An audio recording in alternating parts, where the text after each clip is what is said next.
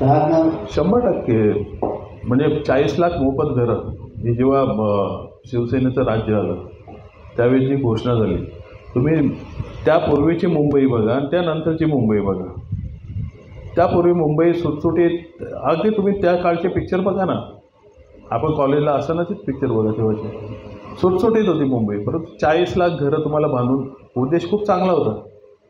म्हणजे आज अदानी तिथे आला आहे, त्याऐवजी बाळासाहेबांचे सर्व कमी करून 40 लाख घरं बांधून तो एरिया चांगला करायचा होता. योजना खूप चांगली होती, परंतु तिला कंट्रोल. आणि त्यावेळेस लोकांची मानसिकता बनली की मुंबईत जा, फुटपाथवर एक झोपडी बनवा, तुम्हाला रूम मिळेल. आणि त्या चुकीच्या धोरणामुळे हे सगळं झालेलं आहे. आणि त्याचं दुसरं एक कारण, मुंबईत अनेक वर्ष शिवसेनेची सत्ता आहे.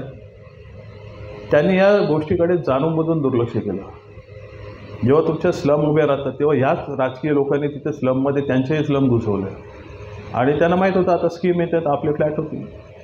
त्यामुळे सगळ्यात जास्त मुंबईची दुर्दशा करायला, जसा मुंबईचा माणूस, मराठी माणूस शिवसेनेच्या त्या काळच्या टिकला, तशी मुंबईची वाट पण या शिवसेनेने तेव्हाच्या लावलेली.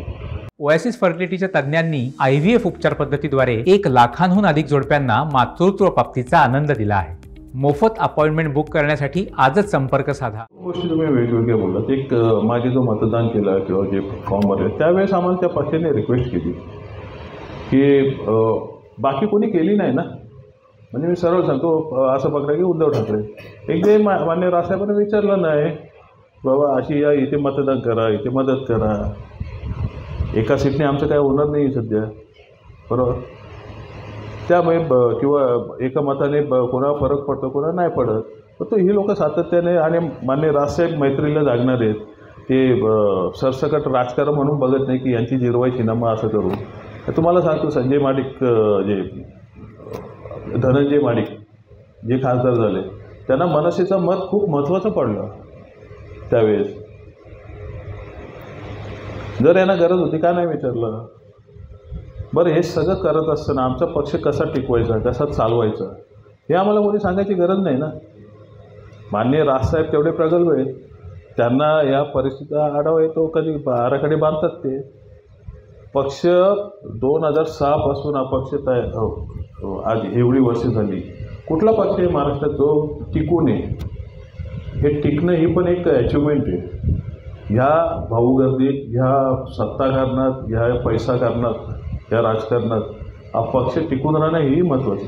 त्यासाठी कधी कधी काही निर्णय घ्यावे लागतात आणि ते मला वाटतं योग्य असतात. आणि पक्ष म्हणून, पक्षप्रमुख म्हणून ती भूमिका आम्हाला मान्य राजसाहेबांची नेहमीच योग्य वाटते. पण आता मित्रपक्ष तुम्हाला पुन्हा एकदा हात देईल, किंवा आता तुम्ही सांगितलं की उद्धव ठाकरेंनी आम्हाला विचारणा केली नाही, पण विधानसभेमध्ये आता समजा तुम्हाला असं समोरनं आव्हान आलं किंवा समोरनं तुम्हाला असं सांगितलं गेलं तर काय भूमिका असेल? जर तर मला काय होत नाही, जावं उद्धव ठाकरे उद्देश होतील तर राजसाहेबांनी ते बघून घेतील ना. भाऊ याच्यात आम्ही कसं काय बोलणार. पण तू जावा ना.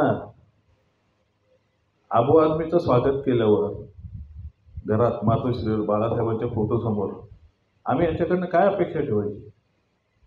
त्यांना फक्त खुर्च्याच दिसतात ना. सांगा ना, म्हणजे महाराष्ट्रात जशी आबू आदमी बाळासाहेबांच्या फोटोसमोर, त्याला तसबिरीसमोर तुम्ही याच्यात त्याला बुके देताय, लाजा वाटायला पाहिजे त्यांना.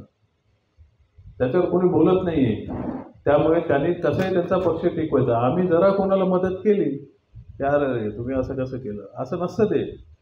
आम्ही आमचा मुद्दा कधीच सोडला नाही, हिंदुत्व सोडला नाही, मराठीपणा सोडला नाही, मराठीपणा सोडला नाही, सोडणारही नाहीत ते. परंतु या गोष्टी ज्या आहेत इतर करतायत त्या लोकांनी दाखवायला पाहिजे. कसं ते रक्त लागतं नाही का तोंडाला, तसं तो रक्त लागला आहे या लोकसभेत. आणि ती चटक लागली आणि त्या चटकेने आता ही अशी अनेक लोक ही अजून जवळ घेत आहेत. त्याचे परिणाम भविष्यात चांगले नाही होणार. लोक काही एवढी हे नाही, लोकांनी एका रागाने तो मतदान केलं, यांच्या विरोधात केलं. परंतु काय सीट असे आहेत की जिथे 5-5 विधानसभा हे यांच्या विरोधात होत्या. एक मालेगाव बघा तुम्ही. तर अशा काही गोष्टी, असे तुमचे मुद्दे सोडून जर तुम्ही जात असाल तर आमचा पक्ष, आम्ही आमच्या पद्धतीनेच मान्य राजसाहेब जो चालला आहे त्याच्यात आम्ही समाधानी आहोत, आम्ही खुश आहोत आणि आम्हाला ते योग्य वाटतं.